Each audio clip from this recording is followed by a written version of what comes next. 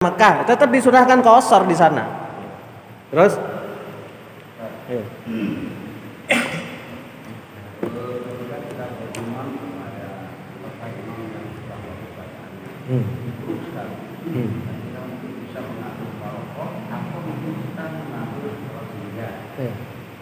Nah, bagaimana dengan kita, saya sendiri kan mengalami kita berimam kepada aliran sesat, memang bukan sesat. Kadang-kadang ada keraguan dalam diri kita. Tapi kita kadang-kadang kita tahu juga kesehariannya. Masalah toharohnya, masalah istinjaknya, dan sebagainya. Terus apakah itu perlu juga seperti Maroko tadi? Itu yang pertama. Yang kedua, karena Pak Ustadz saya tahu sendiri, sampai mungkin memborong banyaklah para masyarakat, para kiai. Di dalam mazhab kita dimakruhkan berjamaah atau bermakmum dengan orang fasik. Orang fasik itu siapa? Orang yang melakukan dosa besar yang tidak bertobat. Orang yang melakukan dosa kecil tapi terus menerus tanpa bertobat, ini fasik. Jadi imam makruh kita bermakmum dengan dia. Yang kedua, ahli bid'ah. Nah, ahli bid'ah, kita bermakmum dengan ahli bid'ah bagaimana? Dilihat ahli bid'ah itu ada dua keadaan. Ada ahli bid'ah yang bid'ahnya itu bisa menyampaikan dia dalam kekufuran.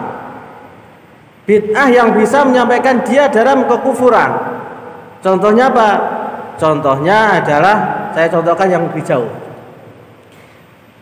Syiah Imamiyah atau Qaramitoh, itu fatwanya ulama sudah sampai tingkatan bid'ahnya itu sudah sampai tingkatan keluar dari Islamnya.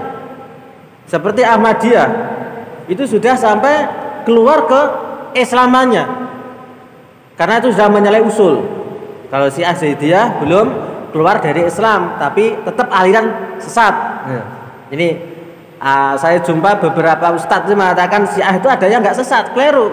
Semua Syiah, semua Rafidhah itu sesat. 22. Kalau ada orang mengatakan, ada ulama mengatakan Syiah itu ada yang nggak sesat, itu bohong. Jangan-jangan dia ikut pengikut Syiah. Syiah Zaidiyah itu dikatakan para ulama itu belum sampai keluar dari Islam, cuman sudah masuk kategori ahlu bid'ah. Nah, bid'ah yang tidak menyebabkan orang itu keluar dari Islamnya.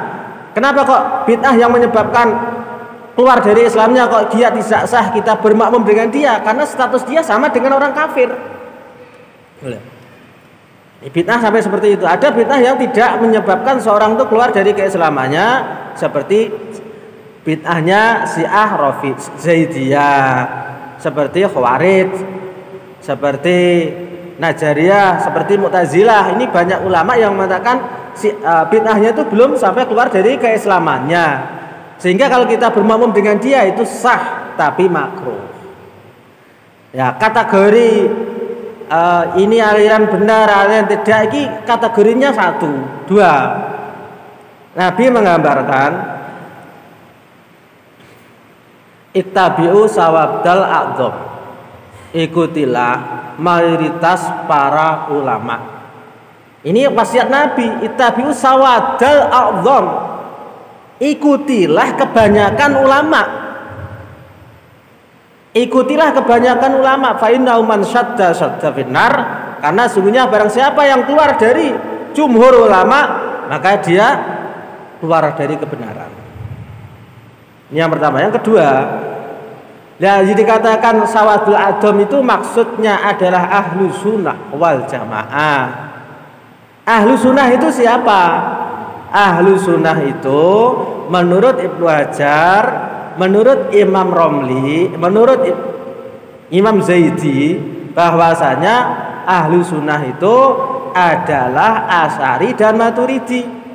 Idza utliqa ahla sunnah fal muradu bihim Asy'ariyah wal Maturidiyah. Jika dimutlakkan kata-kata ahlu sunnah, itu adalah maksudnya adalah paham-paham Asy'ari dan paham-paham Maturidi. Kenapa kok demikian? Karena inilah Faham Maturidi dan Asy'ari inilah satu-satunya yang masih berpegang 90 bahkan 100% dengan fahamnya salaf, fahamnya tabi'in. Ini Asy'ari ini tabi'in. Gurunya itu tabi'in. Gurunya itu banyak yang dari kalangan tabi'in juga. Nah, gurunya ini mengambil dari tabi'in. Tabi'in mengambil dari sahabat. Jadi punya sanad ini Asy'ari ini, punya sanad dalam segi tauhid, dalam segi ilmu kalam. Lah Ibnu Hajar Haytami beliau mengatakan di dalam Fathul Bari, di dalam Tuhfatul Muhtaj, dalam salat berjamaah, al-muqtadi wong ahli bid'ah sapa? Al-muqtadi man i'taqada syai'an mimma yukhalifu ahla sunnah wal jamaah. Orang ahli bid'ah itu siapa? Orang yang meyakini tentang zat Allah, tentang sifat Allah, tentang af'al perbuatan Allah yang bertentangan dengan faham ahlu sunnah, yaitu faham Asy'ari dan Maturidi. Itu garis besarnya seperti itu. Itu intinya garis besarnya seperti itu. Kalau saya katakan yang ini, saya takut fitnah. Ini saya garis besarnya itu. Jadi Ahlussunnah itu ya pengikut Asy'ari Maturidi. Kenapa? Karena dari zaman ke zaman munculnya ribuan ulama, munculnya ribuan para aulia, munculnya sholihin, itu sumbernya akidahnya Asy'ari Maturidi. Kita meyakini solehnya Imam Syekh Qadir Jailani, akidahnya apa? Asy'ari Maturidi. Kita akui apa itu kesolehan Syekh Bahuddin As-Sabanti, kesolehan Ma'ruf Al-Qurhi dan sebagainya, itu dari siapa? Dari Asy'ari Maturidi. Kurang lebih ngono kuwi. Loh, kenapa kok Imam Syafi'i kok enggak bermadzhab Asy'ari Maturidi? Loh, Imam Asy'ari itu setelah Imam Syafi'i. Jangan bertanya sesuatu yang jadi Imam Asy'ari itu setelah Imam Syafi'i. Zamannya Imam Syafi'i itu yang paling gencar itu masalah fatwa, masalah fikih. Sehingga Imam Syafi'i 4 mazhab khususnya sebetulnya lebih, Imam Auza'i, Imam Lais dan sebagainya banyak. Itu membukukan agar umat ini mengikuti tertib daripada hukum ibadah fikih. Karena akidah mereka sudah benar dalam mazhab kalangan Syafi'i ini, mayoritas itu sudah benar. Kebanyakan gitu. Lah Imam Asy'ari itu umat ini turun pemahaman dari enggak fikih aja condongnya, sehingga akidahnya itu sudah mulai diracuni paham Khawarij, paham Mu'tazilah, paham Rafidhah. Maka Imam Asy'ari ini betul-betul mempertahankan akidah yang telah dibawa oleh tabi'in dan tabi'ut tabi'in. Itu loh ceritanya itu. Kurang lebih ngono kuwi. Jadi kategorinya Ahlussunnah wal Jamaah muqtadi man itaqada syai'an mimma yukhalifu ala sunnah. Ahlussunnah ki Asy'ari Maturidi. Intinya gitu. Terus nggih. Dalam sholat ini kan salah satu kewajibannya itu adalah tumaninah kan. Ukuran tumaninah itu kan adalah seukuran membaca subhanallah. Jadi ukuran subhanallah itu masing-masing orang apa memang ada ukuran tersendiri bacaan subhanallah itu lamanya kan. Karena memang udah lama Ustaz. Pernah lihat ada berita yang bahwasanya orang itu mengerjakan sholat tarawih 23 rakaat selesai dalam 7 menit. Bahwasanya mereka juga mengatakan bahwa mereka itu tumaninah. Apakah tumaninah yang mereka katakan itu sesuai dengan anjuran sholatnya?